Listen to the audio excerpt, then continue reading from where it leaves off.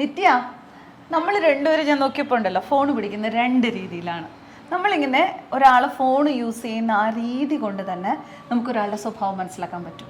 നിത്യക്ക് അതിനെ പറ്റി അറിയാമോ? എനിക്ക് രണ്ട് കാര്യങ്ങൾ അറിയാം. ഒന്ന്, ഞാൻ ഇവിടെ വായിച്ചതാണ്. ഒന്ന്, നമ്മൾ ഒരു കയ്യിൽ ഫോൺ വെച്ച് ആ കൈ കൊണ്ട് തന്നെ നമ്മള് ഫോൺ സ്ക്രോൾ ചെയ്യുകയാണെങ്കിൽ അവര് പ്രതിസന്ധികളെ പെട്ടെന്ന് തരണം ചെയ്യുന്ന ആൾക്കാരായിരിക്കും. അവർക്ക് കുറച്ചുകൂടി ഒരു എല്ലാ കാര്യത്തിനും ഒരു കോൺഫിഡൻസ് ഉണ്ടായിരിക്കും. അതെ അതെ. എന്നാ പ്രധാനപ്പെട്ട കാര്യം എന്താന്ന് വെച്ചാൽ അവർക്ക് റിലേഷൻഷിപ്പിൽ ഈ ഒരു കോൺഫിഡൻസ് കാണിക്കാനുള്ള ഒരു ധൈര്യം ഇല്ല എന്നുള്ളതാണ്. മറിച്ച് മറ്റൊരു കാര്യം എന്ന് പറഞ്ഞാല് നമ്മൾ ഒരു കയ്യിൽ ഫോണും വെച്ച് മറു കയ്യിൽ നമ്മൾ തള്ളവിരൽ കൊണ്ട് നമ്മൾ സ്ക്രോൾ ചെയ്യുകയാണെങ്കിൽ അവര് കുറച്ച് യുക്തിയുള്ള ആൾക്കാരായിരിക്കും. അവര് പ്രാക്ടിക്കലായിട്ടും അവര് പ്രതിസന്ധികൾ ഇണങ്ങി ചേരുന്ന ആൾക്കാരുമായിരിക്കും. അങ്ങനെ രണ്ട് കാര്യങ്ങളാണ് ഞാൻ വായിച്ചിട്ടുള്ളത്. ചേച്ചിക്ക് ഏതൊക്കെ അറിയാം? ഞാനൊരു കാര്യം പറയട്ടെ. ഈ ഒരേ മീൻസ് രണ്ടും കൈ കൊണ്ട് ഒരേപോലെ തന്നെ ഫോൺ കയ്യിൽ രണ്ട് കൈയും യൂസ് ചെയ്യുക, അതായത് വെക്കുകയും ചെയ്യുക. അതോടൊപ്പം ഫോണ് രണ്ട് കൈ ഉപയോഗിക്കുന്നവരാണെന്നുണ്ടെങ്കിൽ അവരെ നമുക്ക് വിശ്വസിക്കാൻ പറ്റില്ല. എന്താണെന്നറിയാമോ? അവർ പെട്ടെന്ന് അവസരത്തിനനുസരിച്ച് മാറുന്നവരായിരിക്കും, അവസരവാദികളായിരിക്കും.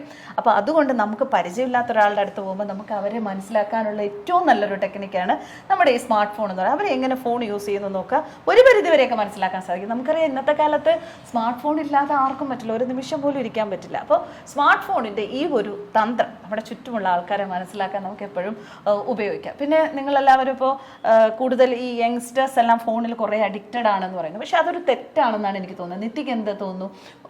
നല്ല രീതിയിലല്ലേ നിങ്ങൾ എല്ലാവരും ഈ യങ്സ്റ്റേഴ്സ് ഇതിൽ അഡിക്റ്റഡ് ആവുന്നത്?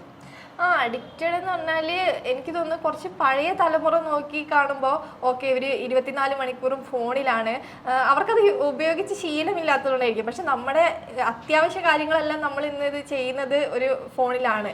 ബേസിക് ഇൻഫർമേഷൻ വരെ നമുക്കിപ്പോ കിട്ടുന്നത് ഈ ഫോണിൽ നിന്നാണ്. അപ്പോൾ ഇതിനെക്കുറിച്ച് അറിയുന്ന ഒരാൾക്ക് ഇതൊരിക്കലും നമ്മള് ഇപ്പൊ ചേച്ചി പറഞ്ഞതുപോലെ ആവശ്യമില്ലാതെയുള്ള ഒരു ഇതാന്ന് തോന്നത്തില്ല.